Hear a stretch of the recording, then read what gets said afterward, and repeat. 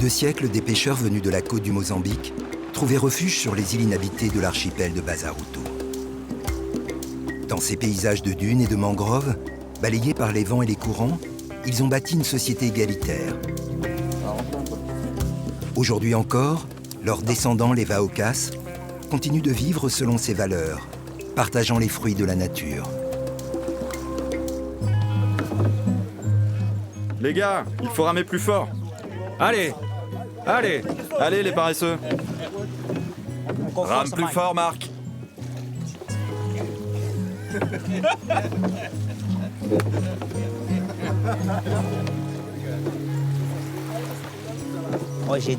Aujourd'hui, c'est un jour important pour nous. C'est le début de la saison de la pêche. On va finir de tendre la corde et mettre le filet à l'eau. D'accord. À 27 ans, Lewan possède son propre boutre. Cela fait de lui un homme respecté, dont la parole est écoutée par toute la communauté.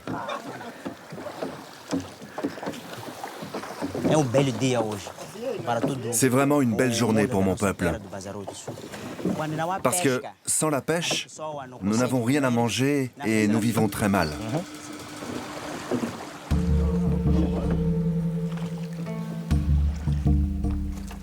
Après avoir immergé le filet à 1 kilomètre de la côte, nous retournons sur la plage.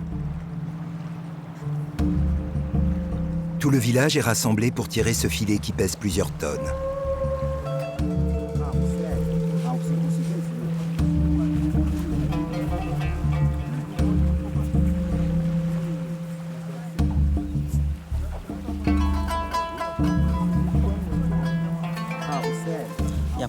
On peut redescendre.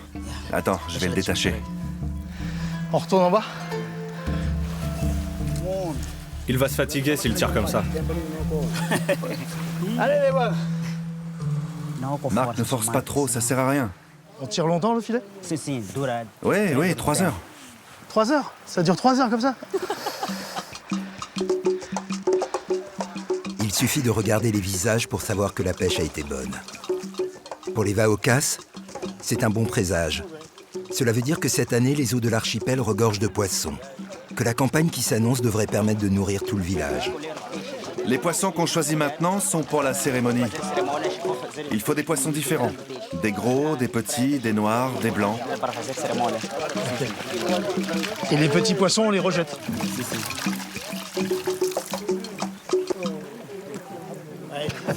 On a plein de visages. C'est plein de vie.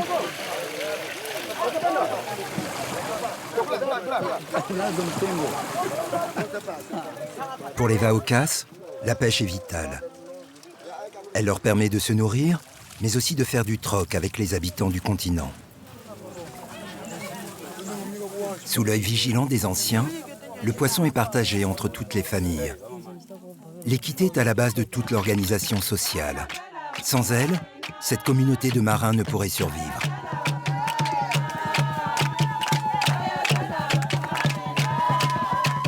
Les chants et les danses des femmes honorent les ancêtres défunts et les remercient pour cette pêche miraculeuse qui marque le retour de l'abondance après des mois difficiles.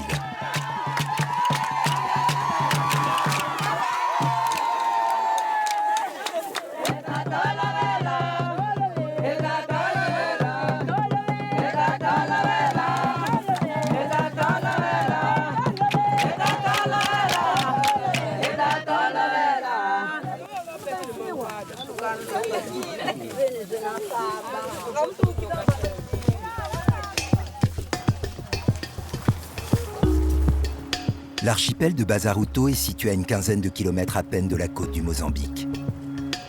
Mais les vents violents, les courants et les bancs de sable isolent ces îles du reste du continent.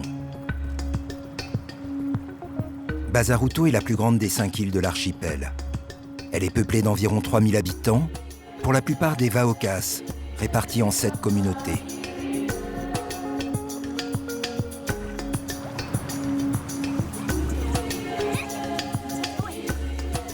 Lewan vit à l'ouest de l'île, dans un campement de huttes abrité du vent par les immenses dunes qui recouvrent l'île.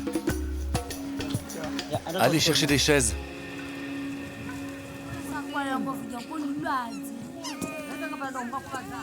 Ici, c'est toute ta famille? Oui, ils font tous partie de ma famille. Ma mère, ma femme, mes enfants, mes neveux et mes nièces. Ça fait beaucoup de monde. Oui, on est très nombreux dans cette famille, mais tout le monde fait partie de la famille Zivané. Famille Zivan.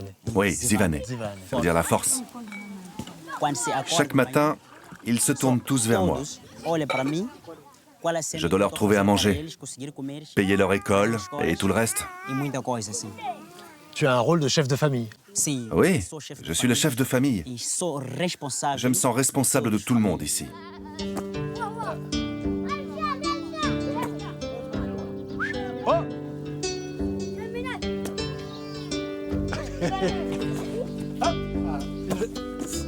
Depuis la mort de son frère aîné, Lewan s'occupe aussi de ses 5 neveux.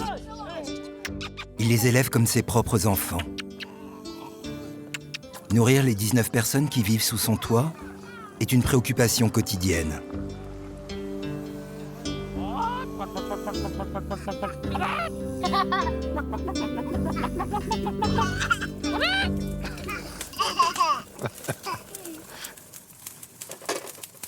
C'est prêt. Merci.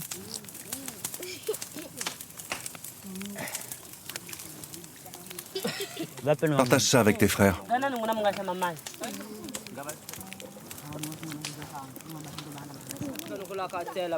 Laisse-en pour les autres. Je vais te taper. Et alors? Et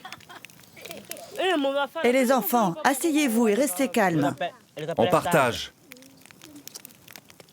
Et après, vous allez vous laver les mains. C'est très bon.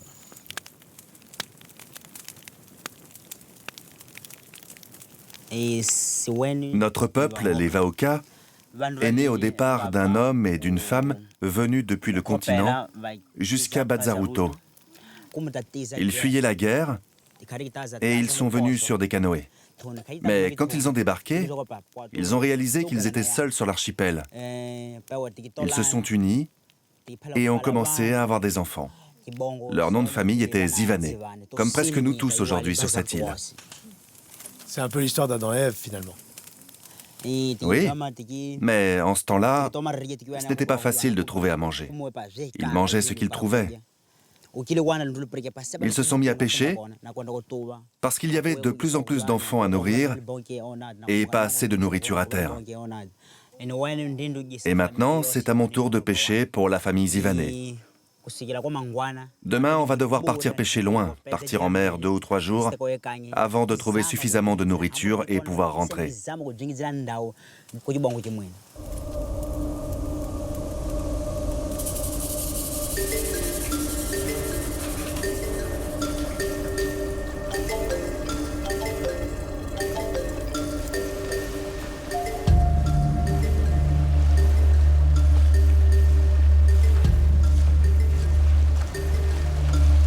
On n'a pas beaucoup de choses pour 2 jours de pêche.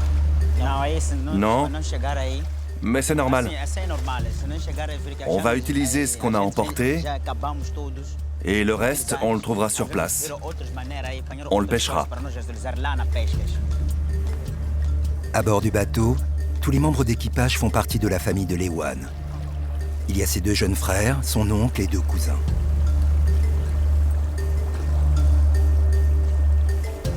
Nous mettons le cap au nord-ouest de Bazaruto, là où les eaux chaudes et peu profondes regorgent de poissons.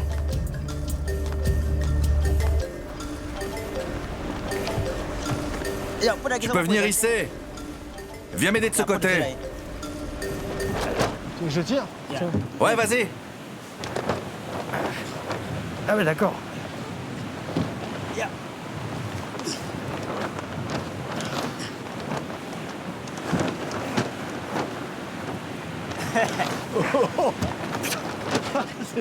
Allez, reviens. C'est pas grave.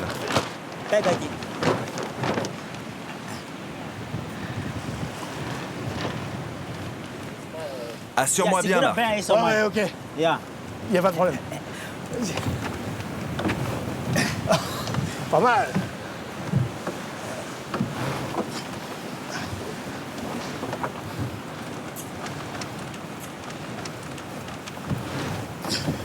C'est au max, hein. Ouais, comme ça c'est bon.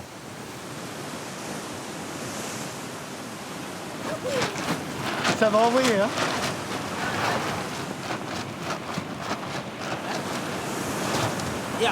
Viens avec moi, Marc.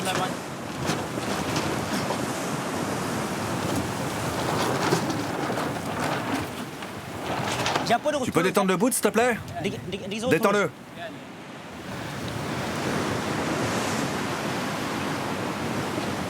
Tiens le gouvernail. Tire. Pas trop. Faut contrôler. Contrôle bien le bout. Sinon, on risque de chavirer. Je fais attention. Fais attention au vent. Attention. Tiens la barre fermement. D'accord. Tire.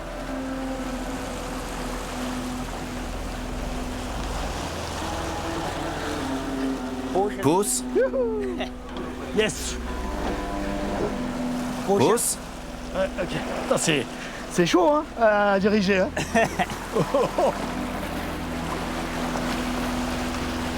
Lewan? Ouais. Ok.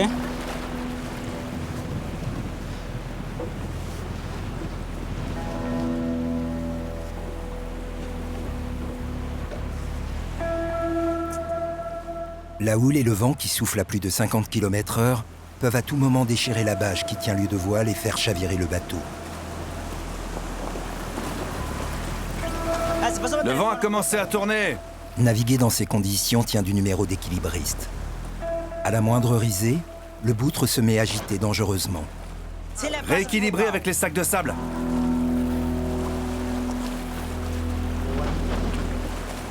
Bon, le vent est trop fort ici. On va se mettre à l'abri dans la mangrove. Mettez un peu de mou. T'as assez de corde? Tout juste.